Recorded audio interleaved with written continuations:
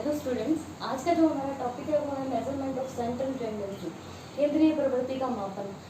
इससे पहले मैं थोड़ा सा आपको ये बताना चाहती हूँ कि ये जो टॉपिक है इसको आपको बहुत ही अच्छे तरीके से समझना है, क्योंकि इसके आगे जो पूरा सिलेबस हम करेंगे, इससे पहले तो हम यहाँ तक जितने भी लेक्चर हुए हैं वो यहाँ तक पहुँचने के थे। इसके बाद से आपके जो न्यूमेरिकल स्टार्ट होते हैं, तो इसमें अगर आपको कोई चीज़ समझने में दिक्कत आई या समझ में नहीं आया तो आगे का पूरा सिलेबस इसी से रिलेटेड है। तो आपको बहुत ही अच्छे तरीके से इसको समझना है, और नहीं समझ में आए तो आपको ये बताना है कि हमें ये चीज़ नहीं समझ में आई है। अगर आज जो मैं बता रही हूँ आपको, अगर इनमें से कोई भी चीज़ आपको नहीं समझ में आई तो ये आपके पूरे सिलेबस में आपको कहीं ना कहीं प्रभावित करेगी। तो आपको ये ध्यान में रखना है कि अगर कोई चीज़ नहीं समझ में आ रही है तो आपको क्लियरली बोलना है कि हमें ये चीज़ नहीं समझ में आई है। तो मैं वापस से इसी लेक्चर का वापस से वीडियो बनाकर आपको भेज दूँगी, जिससे कि आपको ये सारी चीज़ें क्लियर हो जाए। ये समझना इसलिए ज़रूरी है क्योंकि हम मीन मीडियन मोड जो तीनों करेंगे वो केंद्रीय प्रवृत्ति के अंतर्गत आते हैं। ये तो आपने सुन लिया कि ठीक है, मेजरमेंट ऑफ सेंट्रल टेंडेंसी में 3 आएंगे, मीडियन, मीन, मीडियन और मोड।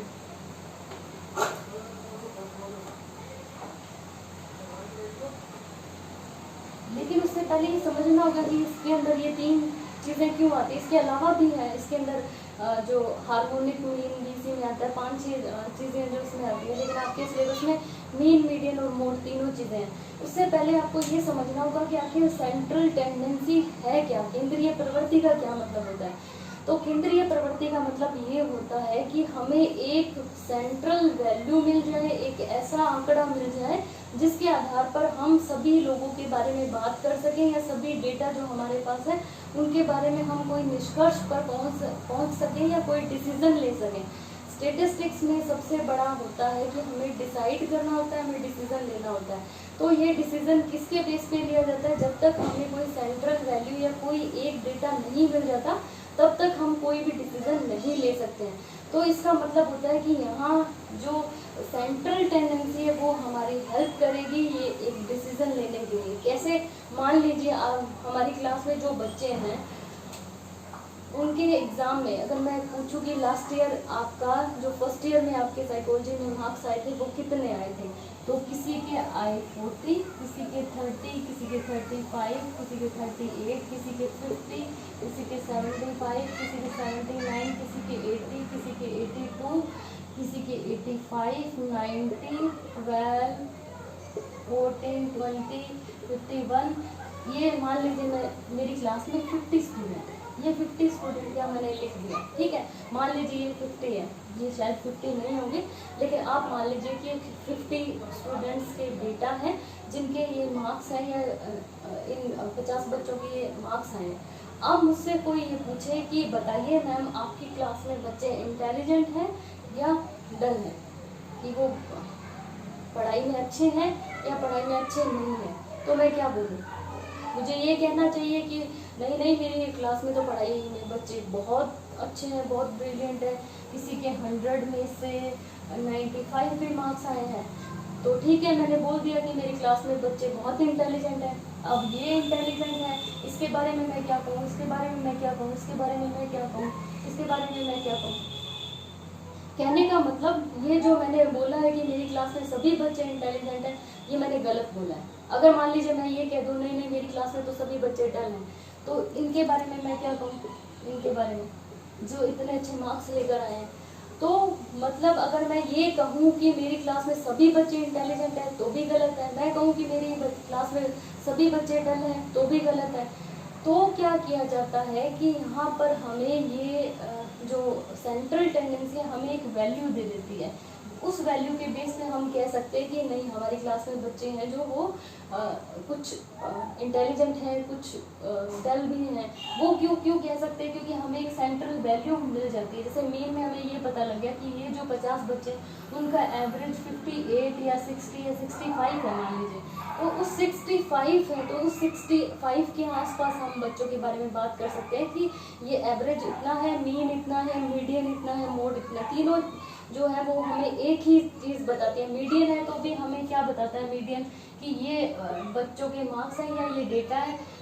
ये वो वैल्यू है, यानी 50% इससे डेटा इधर है और 50% इधर है, ये बीच की वैल्यू है वो मीडियन है। और मोड क्या होता है, मोड जो बार बार कोई भी मार्क्स बार बार रिपीट हो रहा है वो हमारा मोड है। ये तो हम सिंपल लैंग्वेज में, लेकिन इसको हम इस तरीके से नहीं बोल सकते हैं। तो ये जो सेंट्रल टेंडेंसी हमें एक वैल्यू देती है, जिस वैल्यू के आधार पर हम क्या कर सकते हैं, अपने ग्रुप के बारे में कुछ निष्कर्ष निकाल सकते हैं, डिसीजन दे सकते हैं, और दूसरा अन्य लोगों से तुलना कर सकते हैं। अगर मान लीजिए हमें एक सेंट्रल वैल्यू मिल गई, तो उस सेंट्रल वैल्यू के बेस पर मैं तुलना कर सकती हूँ कि ये जो बच्चा है इसके मार्क्स इस सेंट्रल वैल्यू से इतने कम है, इसके इतने ज़्यादा है। तो हमें एक तरीके से कसौटी मिल गई जिसपे हम सब बच्चों को परख सकते हैं। सेंट्रल वैल्यू कैसे भी समझ सकते हैं, ये मान लीजिए पूरा ग्राउंड है, ये मुझे ये वाली वैल्यू प्रदान करती है सेंट्रल वैल्यू, जिससे मैं ये कह सकूँ कि ये बच्चा मेरे से इतनी दूरी पे बैठा है, ये बच्चा मेरे से इतनी दूरी पे बैठा है, ये बच्चा इतनी दूरी पर। तो ये वैल्यू जब तक नहीं होगी तब तक मैं ये नहीं बता सकती कि ये जो बच्चा बैठा है वो मेरे से कम दूरी पे है और ये ज़्यादा दूरी पे है। क्यों? क्योंकि हमें इससे पहले पता ही नहीं था कि ये जो सेंट्रल वैल्यू है या इस बिंदु के आधार पर हम आपस में तुलना कर सकते हैं। या मैं अब एक और एग्जांपल लूँ, मान लीजिए एक रेस हुई, उस रेस में एक बच्चा यहाँ पहुँचा, एक यहाँ पहुँचा, एक यहाँ पर है, एक यहाँ है, एक यहाँ है, और मैंने आपको कोई नहीं बताया, ये नहीं बताया कि स्टार्टिंग पॉइंट इधर से था, ये स्टार्टिंग पॉइंट इधर से था। तो इससे हमें ये नहीं पता लगता कि कौन सा बच्चा रेस में आगे है और कौन सा पीछे। या मैं कहूँगी ये स्टार्टिंग पॉइंट है हमारा और ये हमारा गोल। तब मैं ये कह सकती हूँ कि ये जो बच्चा सबसे आगे है ये रेस में सबसे आगे है, और जो ये वाला बच्चा है ये रेस में सबसे पीछे है। जब तक हमारे पास कोई सेंट्रल वैल्यू नहीं होगी, कोई एक ऐसा डेटा नहीं होगा जिसके आधार पर हम आपस में तुलना कर सकें, तब तक हम कोई भी डिसीजन नहीं ले सकते हैं। तो सेंट्रल टेंडेंसी का मतलब या केंद्रीय प्रवृत्ति का मतलब होता है ये हमें डिसीजन लेने के कैपेबल बनाते हैं, जो केंद्रीय प्रवृत्ति के माप होते हैं। अब मान लीजिए कि इस क्लास के बारे में मुझसे पूछा जाता है, तो मैं तभी अपना डिसीजन दे सकती हूँ जब मुझे एक वैल्यू पता होगी। तब मैं बता सकती हूँ कि हाँ मेरी क्लास में इतने तो बच्चे इंटेलिजेंट हैं और इतने बच्चे डल हैं और इतने बच्चे एवरेज हैं। तो ये डिसीजन मैं कब ले सकती हूँ, जब मेरे पास सेंट्रल टेंडेंसी के बारे में या मेरे पास मीन मीडियन मोड कुछ हो। तो यहाँ आपको ये चीज़ क्लियर हो जानी चाहिए। अब आपके सिलेबस में मीन मीडियन और मोड, मध्यमान, मध्यांक और बहुलांक, ये तीनों हैं। इन तीनों को हम न्यूमेरिकल भी करेंगे, आपसे इसकी थ्योरी के बारे में भी पूछा जाएगा और इसके न्यूमेरिकल के बारे में भी पूछा जाएगा। तो एग्जाम में आपके दोनों तरीके के क्वेश्चन आएंगे, तो आपको दोनों तरीकों को ध्यान से पढ़ना है और उसको समझना है।